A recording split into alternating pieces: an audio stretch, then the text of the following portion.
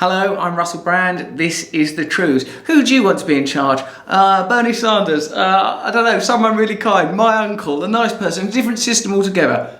You can have one of these two. You know, WikiLeaks just actually came out. John Podesta said some horrible things about you, and boy, was he right. You are the most dangerous person to run for president in the modern history of America. I don't think either of them should be president. I'd like them to be in my house as sort of parent figures, but just to watch them quarrel as a reality TV programme, which I offer you is all this really is. I want to build the wall. We need the wall. The Border Patrol, ICE, they all want the wall. Wall, you've not mentioned this. Tell us more about this wall, because I've been having an overview of the situation of the globe and I've been thinking what's necessary is divisions. We've gone through this part of history where we're knocking down walls, we're putting them back again, let's get rid of the walls, let's put the walls back.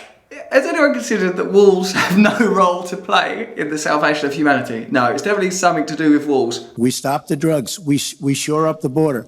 One of my first acts will be to get all of the drug lords, all of the bad ones. Because a lot of drug lords I quite like. But we have some bad hombres here, and we're going to get them out. Do you speak Spanish? Hombres. Hillary Clinton wanted the wall.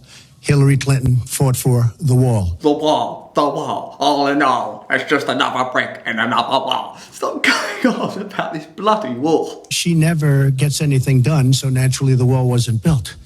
But Hillary Clinton wanted the wall. I'd like to hear from Secretary Clinton. I voted for border security, and there are And the wall. Shut up about it, you're mad. Your running mate, Governor Pence, pledged on Sunday that he and you, his words, will absolutely accept the result of this election. Do you make the same commitment that you will absolutely accept the result of this election? I will look at it at the time. I'm not looking at anything now. I'll look at it at the time. I wouldn't want him as a president, but I'd love him as a pet. I'd love him sort of in my house as a sort of a Tamagotchi that I could look after. Hey, I'm hungry. Just go and build a wall. Yeah, I suppose that would do instead of food. A wall. Donald is implying that he didn't support the invasion of Iraq. I said it was a mistake. I've said that years ago. It's quite good, actually. Everyone's now just got to blatantly admit that Iraq was a terrible mistake, isn't it? It's weird that you've got to come to terms with all of these things.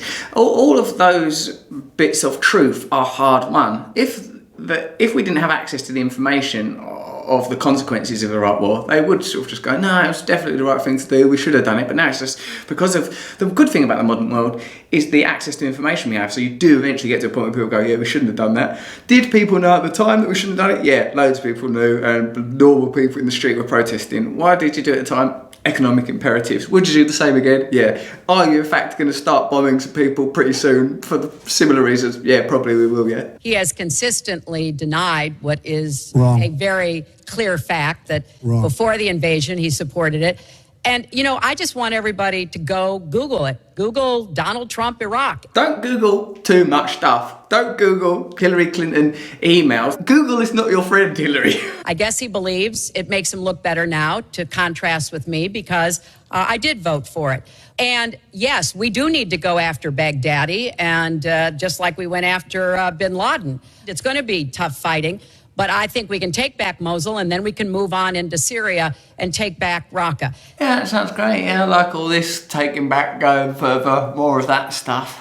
It just seems that what's required is a radically new perspective on how to handle international relations, and obviously you're not going to get it from either of those people. And I'm not doing an Illuminati thing.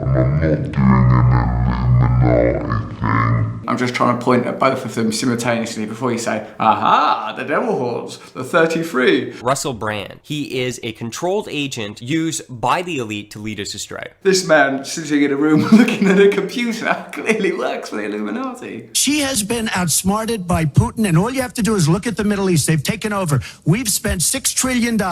They've taken over the Middle East. She has been outsmarted and outplayed worse than anybody I've ever seen in any government whatsoever. If you question yourself intuitively, could this possibly have any impact on the running of the globe? Do you think that the serious, powerful interests that are like invested in international trade and resources of power, do you think that they'd really let their interest be affected by this ludicrous display? This is theatre. It's Punch and Judy, and from that perspective, at least, the protagonists are quite well cast. Chris, we don't gain anything. He has all the Iran is taking over Iraq. Secretary Clinton, Iran is taking over Iraq. We don't gain Secretary anything. Clinton, We would have gained if they did it by surprise. Wait. Secretary Clinton, it's an open discussion. Secretary, We would have gained now, if they did it by Secretary, surprise. please They let did not Mr. do Trump that. speak. He's unfit, Go ahead. and he proves it every No, time you he are talks. the one that's unfit. I mean, that's just very confusing television, isn't it? Secretary Clinton, Iran, it taken over Iraq. No, I wouldn't have done that. Secretary Clinton, Iran, it taken over Iraq. It's like a political mashup. In a way, this is a cultural phenomenon, is the end days of political discourse. People simultaneously talking over each other, nobody telling the truth, everybody presenting a version of reality that they want to appeal to us, and really we as voters, we as subjects, just completely alienated and disoriented. The bottom line on nuclear weapons is that when the president gives the order, it must be followed. And that's why 10 people who have had that awesome responsibility have come out and in an unprecedented way said they would not trust Donald Trump with the nuclear codes or to have his finger on the nuclear button. Me personally, what I've done in response to this kind of thing is I'm doing a degree in religion and global politics so that I just have some truth, some veracity. The main thing I'm learning is that power presents itself as normal and instead of powerful. And this is in a way a perfect example of it. By having this sort of fizzing, whirling, sparkling, ludicrous bullshit mist sprayed into our face, we never get to go sort of even question, is it possible that we had some kind of alternative? Could we do something that is genuinely different? Is it possible in this technological age that we could have truly devolved power and truly represent the interests of the most vulnerable people in society, as well as everybody in society? I've been reading a little bit about Marxism. The main thing that they want you to know is you should be having loads more leisure time. It's not just sort of tub-thumping economics, austerity and personal poverty and denial and asceticism. It's presented as that because really what it's about is the devolution of power and the devolution of resources. So educate yourself, because these people are never going to educate you. True News, subscribe here.